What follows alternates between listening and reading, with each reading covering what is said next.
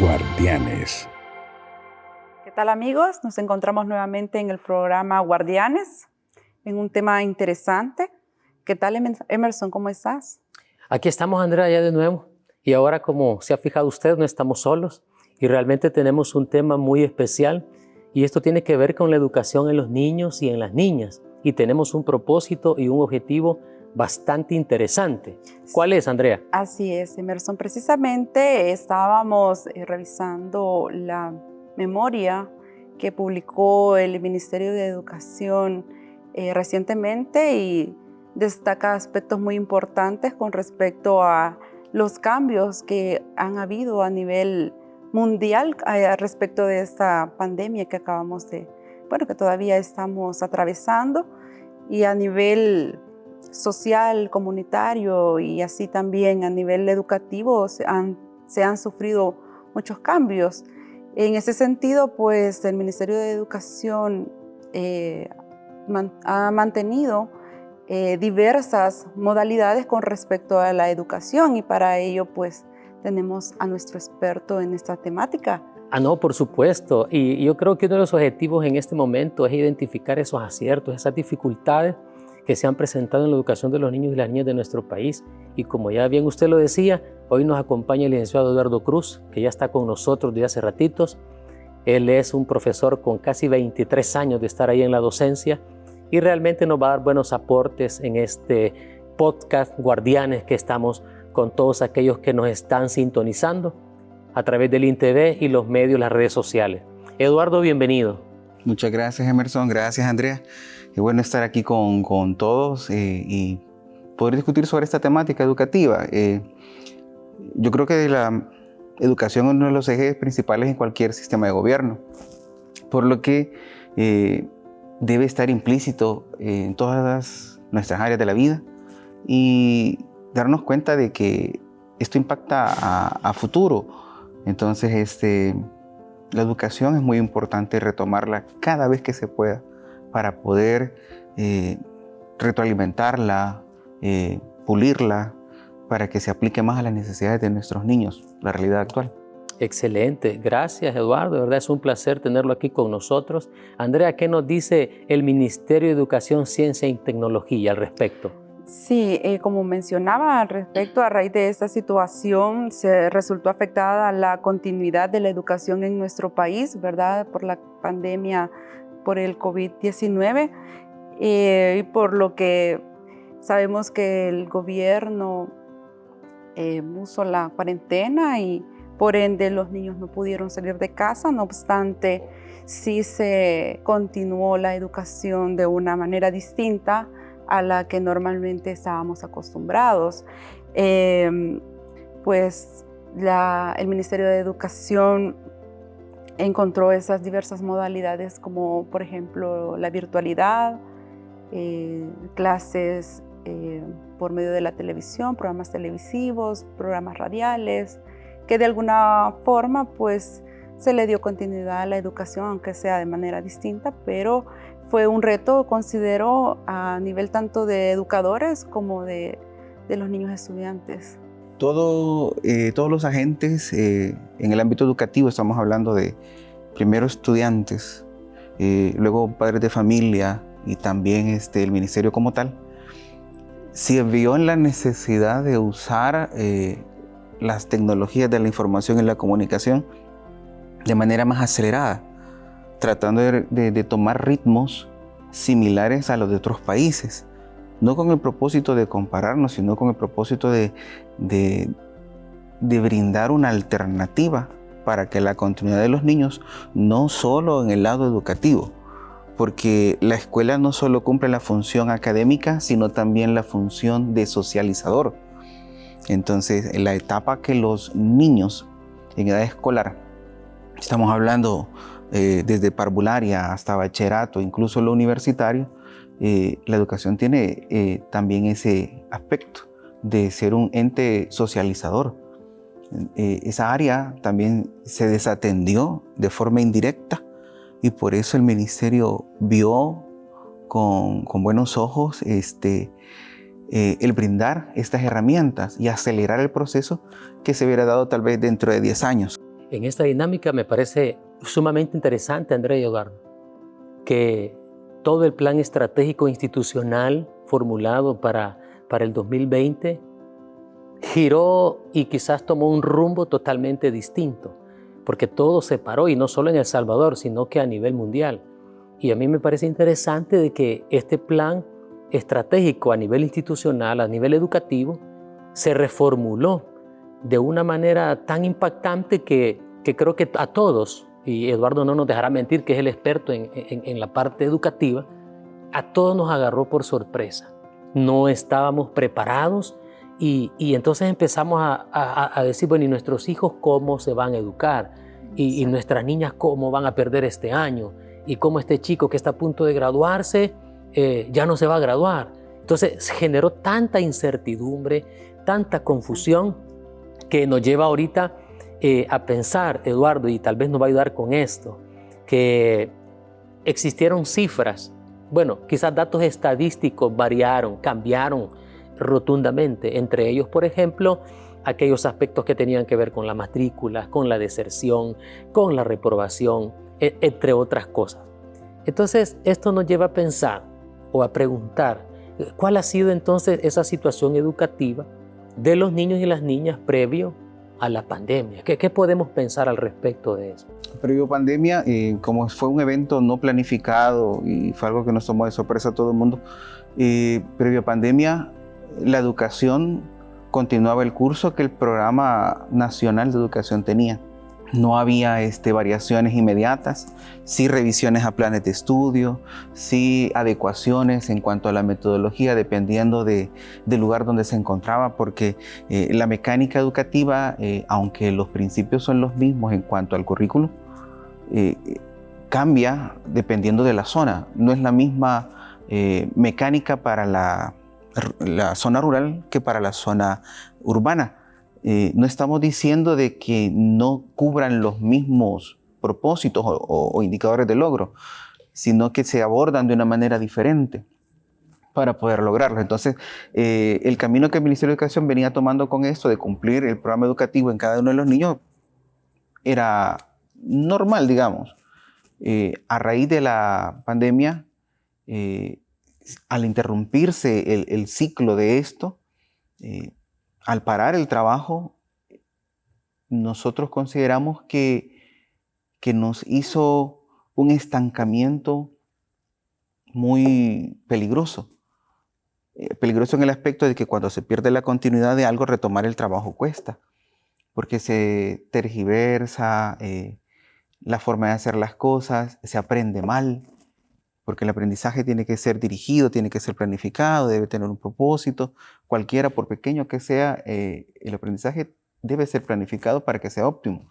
Entonces, cuando esto se interrumpió, nos vimos en la necesidad de buscar una alternativa. Nos llevó un reto. Le hablo desde el punto de vista que tenemos ahorita desde las escuelas públicas, aunque también en la experiencia de los colegios privados o instituciones privadas se vieron también en ese estancamiento. Entonces, previo a pandemia, podemos decir nosotros que la currícula nacional se iba cumpliendo con normalidad, con las modificaciones que venían ya dentro del proyecto de gobierno, pero el frenar repentinamente hizo que todo se distorsionara. Para mí es interesante pensar en el hecho de que había una currícula que desarrollar en todos los centros educativos, llámeseles públicos, llámeseles privados. Entre ese comentario, Eduardo, que usted menciona sobre ese reto que tuvo el ministerio, que decir, bueno, tenemos que apuntarle a ponernos no igual a otros países, pero sí ver qué tenemos que hacer, cómo lograr que este niño termine de cursar el 9º grado, cómo este niño debe de terminar de cursar su primaria. En ese sentido, ¿qué otros retos pudiéramos mencionar sobre el aspecto educativo que se presentó en nuestro país? Los retos siempre han estado presentes. El asunto es que se nos han acumulado y se nos han apresurado otros. Entonces nos encontramos en un cuello de botella y una encrucijada en la que tenemos que utilizar todas nuestras herramientas posibles para cumplir la currícula de acuerdo a la edad, porque está diseñada de acuerdo a cada edad. Por eso la educación nacional en los niños tiene una edad de inicio, una aproximada, un año antes, un año después, para cada niño dentro de cada nivel, cada grado. Entonces, como esto es así, y se nos estancó, venían los nuevos estudiantes a ocupar los mismos salones, digamos, de esa forma, aunque no estábamos presencial, pero se venía a topar con la promoción anterior, les decimos de esa forma. Entonces el reto que teníamos nosotros era que retomaran el ritmo que deberían haber llevado. Tuvimos una aceleración en el proceso y para esa aceleración y reforzarlo lo que logramos fue que a través de los medios o la tecnología de la información y la comunicación, que dentro del lenguaje del Ministerio de Educación, Ciencia y Tecnología, se le dicen TICs nada más, es conocido de esa forma. Entonces, estas TICs nos ayudan a nosotros a solventar o a tratar de llenar esos vacíos. ¿Qué reto tenemos nosotros? A los maestros se les presentó una situación. Muchos de nuestros docentes son de una generación donde la tecnología no se ocupaba tanto. Entonces, el acoplarse, los docentes que no manejaban estas tecnologías a este ritmo de trabajo y retomarlo de los nuevos docentes que ya vienen aprendidos, digamos, o con esa habilidad innata de poder manejar la tecnología, para lograr mantener un nivel muy parecido entre todos los docentes fue el primer reto. Porque no se puede hablar de hacer avanzar la educación si antes no se hace que los formadores, en este caso los docentes, también sean capacitados. Y se comenzó con eso. La capacitación respecto a que todos manejáramos un mismo lenguaje de la información y la comunicación fue el primer reto. Eso implica, Eduardo, perdón, implica, se me ocurre pensar, cómo encender una laptop, cómo manejar una laptop. Parece increíble, pero... Me pregunto, ¿verdad? Pero aún estos tiempos, días anteriores a estábamos capacitando dentro de nuestra institución. Y nos vimos en la situación de que algunos nos decían no podían encender ni la computadora. Y parece risible, pero es real en nuestro contexto. Porque esto no era algo que se promovía dentro incluso de la formación de los estudiantes a docentes. Sí había, recuerdo yo en mis tiempos, una asignatura que era respecto a tecnología. Pero en el transcurso de 6 meses que le enseñan a uno en la universidad a poner un correo electrónico, a encender una computadora, a usar un procesador de palabras, una hoja de cálculo, un programa de presentaciones, eso era lo básico. Y era solo para que nosotros lo conociéramos, que iba a depender de cada uno de los docentes el irse formando, actualizando, ser autodidactas. Claro. Entonces, eso no se dio en las generaciones pasadas a la mía, que son docentes que todavía están. Entonces, ese reto de comenzar a familiarizarse con estos medios, porque no estamos hablando nada más de teléfonos inteligentes, estamos hablando también de tanto computadoras, tablets y cualquier medio electrónico que se pueda utilizar para que la educación llegue hasta donde necesita. Entonces fue el primer reto que todos los docentes manejaran básicamente una computadora, pero apelamos a ese sentido de que el docente también es un alumno y se forma así y busca modelos de los cuales aprender. Como eso es así, el Ministerio de Educación apuntó una formación general que se hizo de manera virtual. No se podía abordar de forma presencial. Ya estaba planificado, pero se aceleró por causa de esto. Dentro del Ministerio de Educación hay un departamento que se encarga directamente de la capacitación a docentes. Y al departamento, incluso le fue difícil abordar a todos los docentes de una sola vez, por lo que se hizo en etapas, se hizo por grupos, se hizo por departamento. Fue un reto bastante grande. Ahora, no podíamos parar, porque si parábamos en educación, se estanca también el progreso de cualquier país. Ahora veamos la contraparte. ¿Ha usted hablado acerca de retos que tuvieron los maestros y maestras? Ahora la contraparte. ¿Qué retos o desafíos enfrentaron también los estudiantes? Oh, mire, siempre va a ir de la mano el trabajo docente con el aprendizaje del estudiante. Es una relación directa que se retroalimenta, son dependientes uno del otro. Entonces, los estudiantes, al verse en esa necesidad también de tener que continuar con su educación, el reto que encontraban es ahora, ¿dónde aprendo? ¿Dónde voy a aprender? ¿Quién me va a enseñar a mí? La naturaleza del niño lleva su aprendizaje implícito desde que nace. Aprende a través de sus sentidos, aprende a través del entorno, de las experiencias que tiene.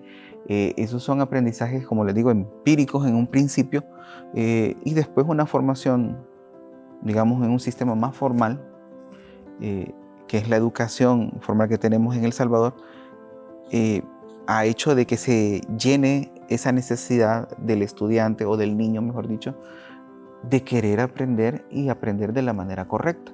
Entonces, los niños siempre quieren aprender. El que aprendían durante ese periodo, sin la cobertura de la educación nacional, eso fue un problema. Ahora, si queremos nosotros, o si queríamos en ese momento, poder abordar la educación que dieran continuidad, nos encontramos con el reto de que el niño también manejara de manera correcta las tecnologías.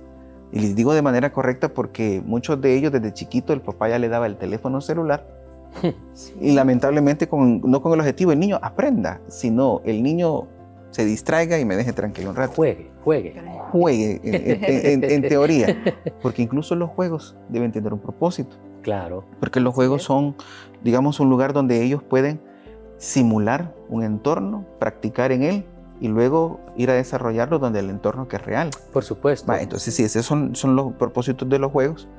Por eso el Mica, el Atrapa la Ayuda y todo eso tiene un orden. Son reglas que se persiguen con eso. Entonces los niños comienzan a aprender ahí. Ahora, las tecnologías les surgió desde chiquitos y lo manejaban desde pequeños, pero no con el propósito educativo. Entonces, cuando a ellos se les proveyó de un medio, no estamos hablando de las computadoras, estamos hablando de un teléfono celular, una tablet, cuando se les proveyó de ese medio, el reto era saber utilizar de manera correcta. No le digo cómo encender una compu, cómo entrar a un correo electrónico, no era ese el problema, sino utilizar la herramienta para lo que es, educarme a mí. También hubo otro reto a la par de qué pasaba con aquellos estudiantes que interrumpieron su educación, pero no tenían tecnología donde ellos poder accesar. Exacto. Entonces, se generó una brecha. Y muy grande, muy profunda, que se ha tratado de subsanar haciendo puentes.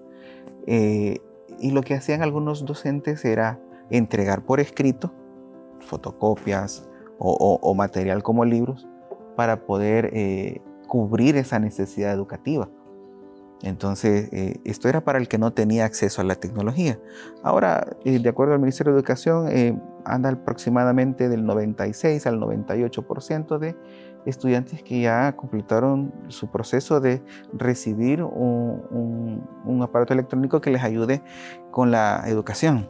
Eduardo, pero igual esto me lleva a pensar el hecho de que Internet, zona de cobertura, no hay una repetidora, una antena que repitiera la señal. ¿Habrá sido eso un reto de la comunidad educativa? Pregunto, porque se oían comentarios, ¿verdad? Es que de gente que subía a la montaña, cerca de un árbol, a un techo de una casa para poder tener acceso a una señal. Bueno, para todos no son ajenas las noticias en las que nosotros podemos darnos cuenta de alumnos ejemplares, maestros ejemplares. Habían algunos que dentro de los noticieros se nos enseñaba de que el maestro iba en motocicleta a las casas de los alumnos a enseñar. Habían alumnos que en una varita de bambú, y varita le digo por claro, cariño, pero una vara enorme, subían un teléfono celular amarrado en una bolsa para que se sirviera de repetidor para otros teléfonos. Entonces, niños que se subían a los árboles, adolescentes que subían al palo para poder tener mejor recepción. Esto pasó con estudiantes hasta de universidades. Claro. Entonces, ellos porque son un poco más independientes, pero en el caso de los chiquitines, eran los padres de familia que a veces sacrificaban su propio medio de comunicación, que era un teléfono celular, que se lo dejaban en casa, y ellos no tenían ni cómo comunicarse con los de casa, pero lo dejaban porque el niño necesitaba subsanar esa situación. Como usted mencionaba también, esto fue unas implicaciones que no solamente fueron solo los maestros, niños, sino también justamente los padres de familia. Ellos también dejaban, bueno, tuvieron en algunos casos que adquirir un teléfono solo para que los niños recibieran su clase, pero la educación que brindaban los padres precisamente en los hogares, ¿cómo era? Oh, mire, era una educación dirigida, pero incluso ellos necesitaban capacitarse antes para poder manejar el material que a cada niño se le hacía llegar, ya sea medio digital o ya sea medio escrito. Entonces, cuando se le hacía llegar el material, el padre de familia se encontraba en la encrucijada de, ¿ahora qué hago? ¿Tomo esta alternativa de trabajo? ¿Tomo esta otra? Ahora, y sé que el trabajo de padres de familia es un trabajo completo, 24 horas, muy estresante, muy gratificante también, pero si le agregamos el estrés pandémico por el COVID-19, el estrés laboral, el estrés de una nueva mecánica de bioseguridad, que eso es nuevo para todos. 2019 nadie hablaba de usar tapabocas, alcohol gel. Llegando 2020, en el caso de nosotros, cuando llegó la pandemia acá, adaptarse a todos estos procesos y seguir con la educación de los niños en casa y volverse los papás o encargados en casa, tutores, les implicó a ella una sobrecarga de trabajo. Ahora, ¿qué fue lo delicado con todo esto? Que podía caerse en un círculo vicioso, incluso hasta de maltrato. Recordemos que no menospreciando a los padres de familia, qué bueno que tienen su amor y deseo por ser padres de familia y tener a su familia bien, pero la docencia lleva una vocación. Y dentro de esa vocación, el docente tiene el propósito de buscar las mejores alternativas para ayudar a educarse a otros. Entonces, los padres de familia no tenían esa vocación. Por lo tanto, otras cualidades que muchos docentes tienen, como la tolerancia, la resiliencia, la capacidad de encontrar otras rutas en cuanto al método de trabajo y programarlo, diseñar métodos de estudio, todo eso los padres no lo podían hacer. Y nos encontramos con eso de, se le da algo escrito, copiarlo. Y volvíamos. Eduardo, tenían que buscar un ciber si no tenían dónde imprimir. Incluso eso era difícil hallarlo. Claro. Porque en cuestiones de pandemia estos negocios hasta cerraron. Cerrados, sí. Porque Sí. no podían brindar tampoco los servicios. Los requisitos mínimos de bioseguridad. Claro. Todos los que fuimos a un cibercafé sabemos que la computadora solo nos dividía de la otra con un pedacito de madera o las tenían contrapuestas. Entonces ya no era ni rentable para ellos. Muchos negocios de esos cerraron. Entonces, ¿qué les tocaba a los padres de familia? Ver quién podía ayudarles a conseguir eso por escrito. Yo estuve en una escuela en ese periodo donde estaba entre el límite de la zona urbana y la zona rural. Teníamos de los dos tipos de niños. Y teníamos brecha nosotros también entre eso, dentro de un mismo salón. Encontrarnos con diferentes realidades para ellos. Niños que me decían, no tenemos teléfono en casa, ni siquiera de aquellos que uno considera básicos. Y niños que sí decían, no, sí, a mí me regalaron una laptop en tal fecha, una tablet, un teléfono, me lo enviaron. Entonces, dentro del mismo salón se nos presentaba eso. Entonces, no tomemos en cuenta entonces que esto era multiplicado por todos los niños en el país. Entonces, se nos hacía cada vez no solo complicaciones en el mismo nivel, sino en diversos niveles y con diferentes agentes como padres de familia. O sea, ese reto de padres de familia todavía continúa. Se han desprendido un poquito porque la educación se ha retomado virtual, pero aún así los padres se vuelven entes vigilantes, supervisores de que eso es lo ideal en todo padre de familia, que también estén pendientes de la educación, son parte de la educación de los niños. No, yo he sabido, Eduardo, por ejemplo, los padres de familia que dejaban a sus hijos eh, en un sofá o en una silla, en una mesita trapezoidal con la tablet, porque a las 7 de la mañana empieza la clase, ¿no? Exacto. Pero el padre de familia estaba desde su trabajo telefoneando, ¿va? Ahí estate, no te levantes. Y sin duda Sí. alguna, un gran reto mantener a su niño, en el caso de los menores, ¿verdad? De 10 años, por ejemplo, mantenerlo sentado frente a un computador para que tratara de escuchar al docente que estaba al otro lado de ese dispositivo, ¿no? Creo que sin duda alguna fueron retos que hasta la fecha estamos, ¿verdad? Tratando de Continúan. continuar, ¿verdad? Con esa modalidad. Sí, exacto. Andrea, ¿qué vas a No, y lo preguntar? que Perdón. sí mencionaba con respecto al maltrato infantil que se dio precisamente en esa etapa, es definitivamente sí sucedió, sí pasó, lastimosamente, ¿verdad? O sea, aparejado al estrés que ya se vivía por la misma situación, los niños recibir ese maltrato por parte de los padres, lastimosamente, porque ellos eran quienes debían de estar motivándolos a conectarse, a cumplir con las tareas. Y precisamente lo que se mencionaba, la falta de paciencia y de vocación, pues genera o detonó todas estas situaciones adversas en la niñez. Vamos a abonar también el hecho de la cultura. En nuestra cultura se ha ejercido con, le vamos a decir esta palabra porque es la apropiada, con violencia. La violencia no la entendamos nada más a los golpes en la calle, sino a forzar a alguien a hacer algo que no desea y que en este caso le provoca un daño. Los padres de familia tal vez exigían de mala manera que el niño cumpliera con lo que los docentes o el programa pedía.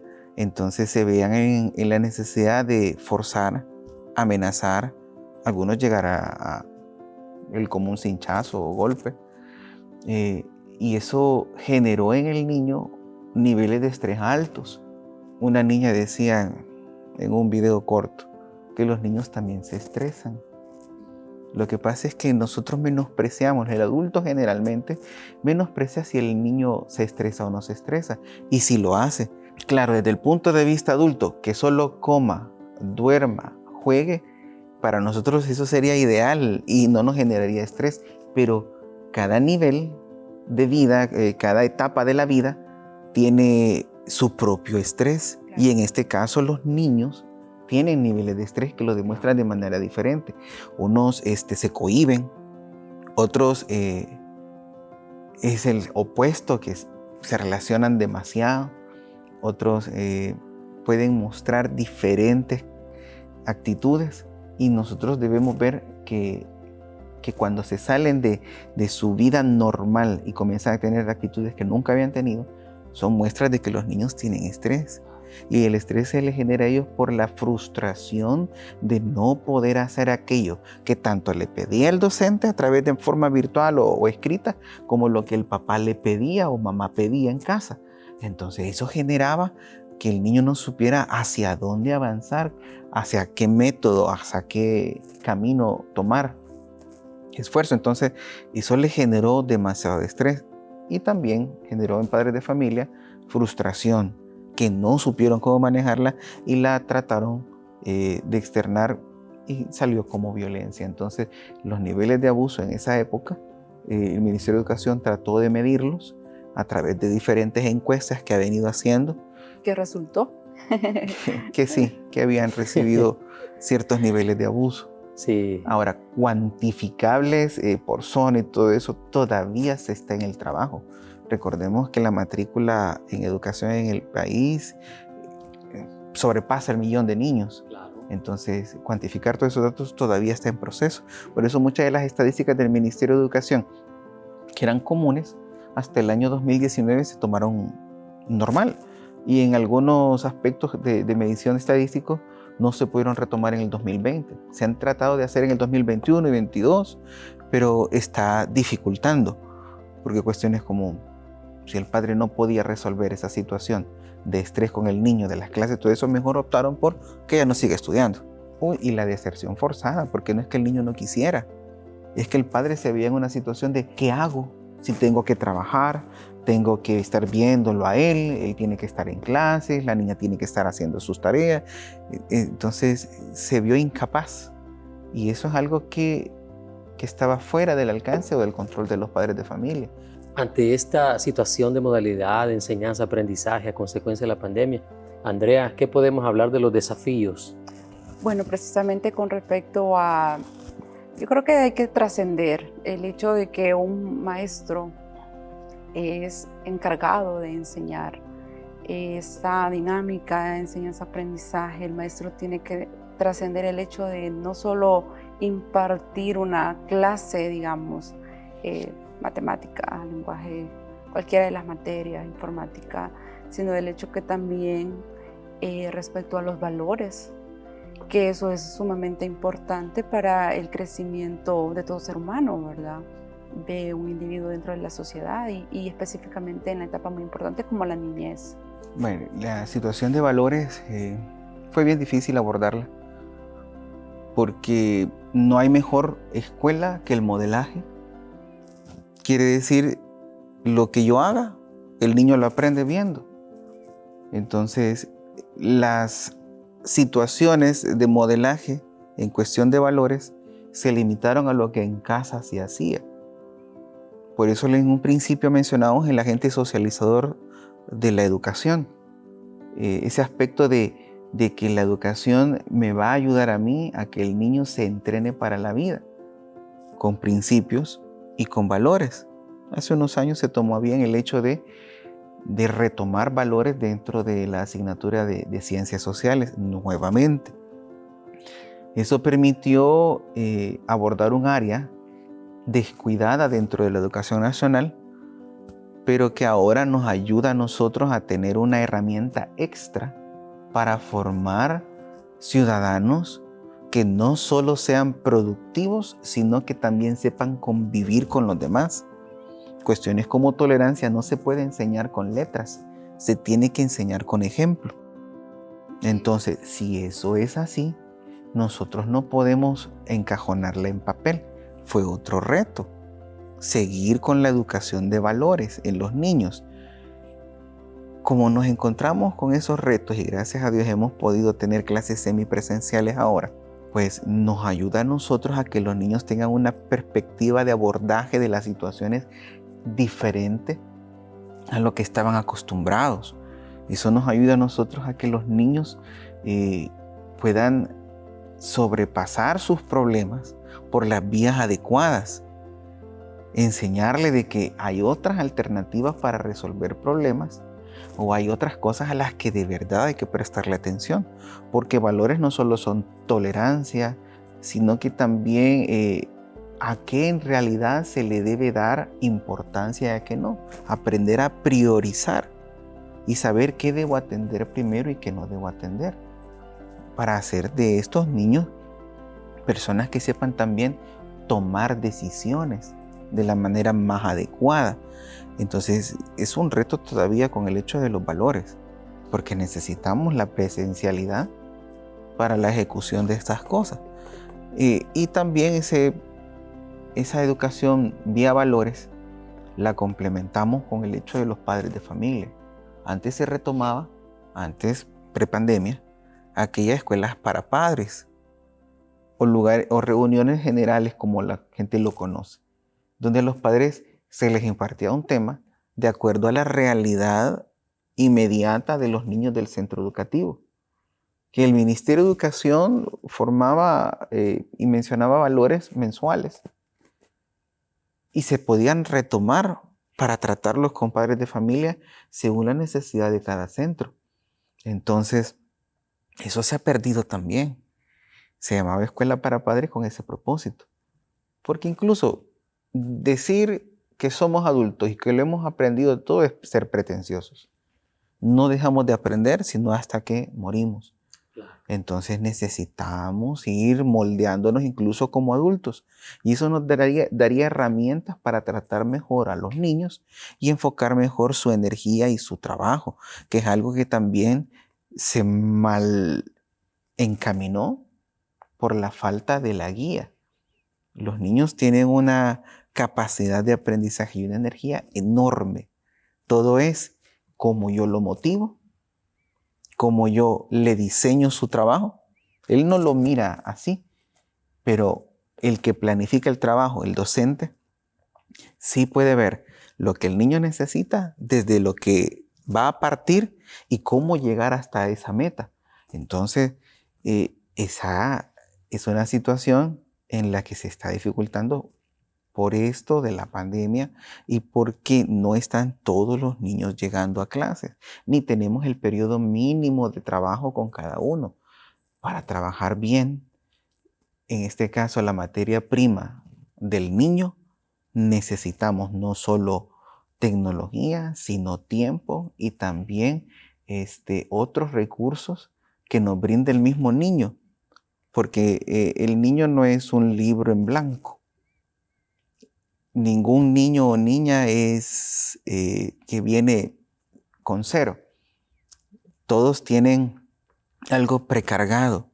Desde que nacen incluso hay componentes que se heredan respecto a cómo es la conducta de cada uno. No son determinantes, pero sí son influyentes en cómo el niño crece, se conduce, de cómo aprende. Por eso es que uno dice, el niño sabe matemática igual que el papá. Son no solo modelos en la casa, sino que también son predisposiciones genéticas que uno tiene para ciertas áreas. Como le digo, no son determinantes, tampoco esas áreas son limitadoras. Cualquiera puede desarrollarse en lo que quiera, cualquiera puede desenvolverse en lo que quiera. Va a requerir esfuerzos de otra naturaleza, pero el niño no viene en blanco. Al no venir en blanco, el reto es ¿con qué parto? ¿A dónde quiero llegar? ¿Qué ruta voy a tomar? Ese trabajo docente, con base a los criterios que el Ministerio de Educación da para poder educar, se vuelve para el docente trabajo. Lo hemos tocado el hecho del estrés para el docente. Y que obviamente va vinculado con los padres de familia, encargados de cada niño. Los niños se encontraron no solo con la dificultad de que papá y mamá, sino que algunos viven con abuelas. Algunos están en orfanatorios. He tenido alumnos que salieron de orfanato y están en educación regular ya.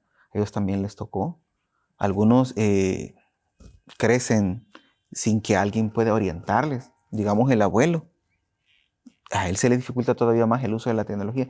Entonces, no solo es el hecho de tecnologías, sino quién me ayuda a mí. Todos necesitamos ser ayudados en la educación. Nadie aprende nada más. Sin duda alguna, la familia juega un rol determinante, ¿verdad? Un rol determinante. Como lo que les mencionaba también el hecho de que hemos hablado de padres de familia, de niños, niñas, y que me dicen el caso de los docentes. En el gremio docente se manejan cosas como también estoy estresado, son frases muy comunes. También cosas como ¿qué voy a hacer ahora? O yo no manejo eso. También genera estrés. ¿Qué hacer con todo esto? Pues ya es un poco ajeno a la currícula nacional y más apegado a aquello de qué puedo hacer yo como persona para cubrir esas necesidades, porque somos más independientes de lo que un niño es. Sí, claro. Trasciende a los planes estratégicos del Ministerio de Educación, Ciencia y Tecnología, y ya es también parte importante las implicaciones que tienen los padres o todas las estrategias que como padres deberían de implementar en cada uno de sus niños para que puedan aprender. Ya mencionábamos no solamente la parte académica, sino también la parte fundamental de valores que en cada ser humano es de vital importancia. Yo por eso mencionaba, hablando de todo esto, de la contraparte del docente, la parte de los niños, de las niñas, atrás de un dispositivo, ese apoyo de la familia es importantísimo, oportuno, obviamente para el éxito escolar de sus hijos y de sus hijas. Y en ese sentido, por eso yo quizás, bueno, generaría la pregunta, ahora sí, ¿verdad? De cuál es ese rol entonces que la familia debe de ejercer o ejecutar para que sus hijos puedan realmente alcanzar o tener ese éxito académico, Eduardo. Bueno, primero hablemos de apoyo. El apoyo no es solo doy material, ahí están los lapiceros, el papel que necesitas. Aquí está el teléfono y ya estuvo. Y eso no es apoyo. Pago el internet mensualmente. Cabal, el wifi, lo que usted quiera. Esos son recursos. Ok. No malentendamos el asunto. Es un recurso que sirve al apoyo. En estas etapas del desarrollo de la persona, la edad de niño y adolescente, el apoyo que necesitan ellos es en cuanto a tolerancia, porque como los niños se enfrentan a un conocimiento nuevo, no lo van a dominar de inmediato, menos si no tienen el acompañamiento de un especialista, que es el caso de un docente. Entonces se les vuelve más complicado. Entonces el apoyo de la familia en la parte de espacios de tiempo, conversación con ellos, ayudarles a manejar de mejor manera el estrés. ¿Cómo puede hacer uno esto? Entre los derechos internacionales del niño está eso de la recreación. Los niños necesitan recrearse. El apoyo no es solo en el hecho de estudiar, yo te doy el tiempo, tantas horas, sino también otras etapas de su desarrollo que son complementarias, que van acompañando, que tienen que irse desarrollando de la misma manera, al mismo nivel. Entonces los niños también necesitan el tiempo de recreación. Y no malentendamos, recreación no solo es ahí te dejo jugar pelota donde querrás, las muñecas ahí están. El tiempo de recreación es tiempo con familia también. La unión familiar, la comunicación familiar, son cosas que ayudarían a que el niño se sienta más cómodo consigo mismo, que reconozca sus límites, que fortalezca aquellas áreas débiles con ayuda de los otros miembros de la familia, y el niño va a tener una mejor plataforma de despegue para los nuevos aprendizajes. Una mente clara, una actitud cómoda. Entonces sí se necesita el apoyo familiar, pero desde el punto de vista de acompañamiento de su desarrollo. Sí, es interesante, ¿no? Porque sumamente interesante. realmente yo mencionaba eso, Eduardo, porque lo que decía Andrea, de repente yo como papá puedo decir, bueno, yo estoy apoyando a mi hijo, ¿y cómo lo apoya? Yo le pago el internet. De repente otra mamá dice, pues yo le compré la tablet de tantas gigas de no sé qué, disco duro no sé cuánto, y tiene suficiente, ¿no? Pero hoy que Eduardo nos aclara, Andrea, es realmente interesante porque hay que aterrizar también, ¿verdad? ¿Cuál es nuestro rol fundamental? Para que así al final no nos quejemos, pues, que nuestros hijos fracasaron en el intento de estudiar, que no pasó el grado y le echamos la culpa. Entonces yo juego un rol sumamente importante, que es incluso decir apoyo. Que el maestro es el que tuvo la culpa, que lo reprobó, que él no le pasó las El maestro es materias. malo, Eduardo es malo, el maestro Eduardo. No lo sé decir todavía. Bueno, Eduardo, sumamente importante esta información sí, que hemos recibido y que ojalá que nuestros amigos hayan captado, ¿verdad? Las sí, recomendaciones que se han brindado. Eduardo, yo quizás para ir cerrando esto ya, ¿verdad? Y que los que nos están escuchando, nos están sintonizando, ¿qué recomendaciones daríamos a los padres, a las mamás, a esa abuela que hace el rol de mamá y papá, a ese tío? Porque mencionó Eduardo que no todos los niños tenemos la bendición, si lo queremos ver así, de estar con papá y mamá. Hay niños en nuestro país que se han criado o se están formando en esos hogares que hemos denominado disfuncionales. Ya no está mamá, ya no está papá, por cualquier razón, pero está la abuela, está un tío, está el padrino, está la madrina, en fin, siempre hay un tutor, un responsable. Una persona encargada. Entonces, del niño. a estas personas que están con los niños, ¿qué recomendaciones podemos darles para que generen esa alianza con el equipo docente, con ese maestro, con ese profesor de primer grado, con ese de noveno, con ese de bachillerato? ¿Qué recomendaciones les podemos dar a ellos? Desde un primer momento, el padre, madre, familia o encargado siempre ha tenido el rol de poder apoyar a los niños. Solo que descansaba más en el vértice del triángulo del docente y no tanto en el padre de familia. Como les digo, era solo de recursos, pero ¿qué se necesita de un padre de familia o encargado para los niños? Se necesita que le acompañe, no solo presencial, sino moral, sino con amor, porque la educación implica amor.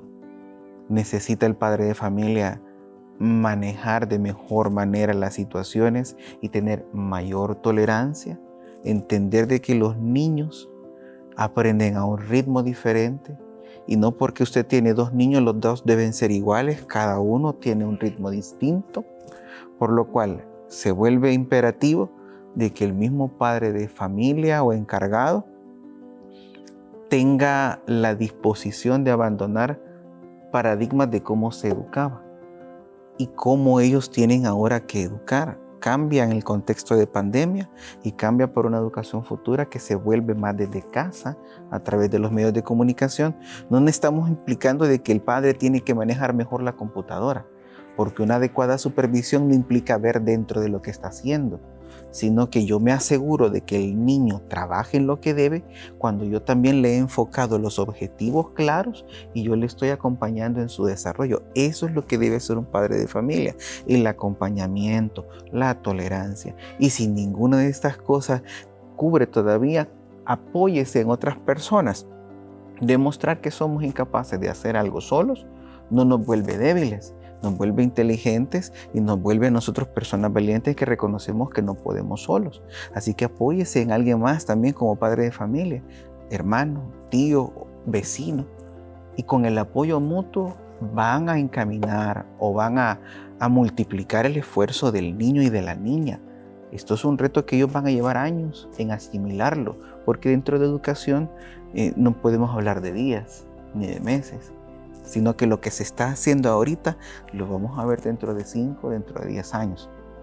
Entonces, padres de familia, les invito a que conozcan mejor a sus maestros, porque si ustedes tienen una comunicación acertada con los maestros y con su familia, que es otro recurso la comunicación, ustedes van a poder entender mejor al niño y se va a poder entender mejor qué hacer con ellos para que su educación continúe. Bien interesante eso, ¿no? Porque a veces decimos, mi hijo ahí está en la escuela, el maestro le está enseñando.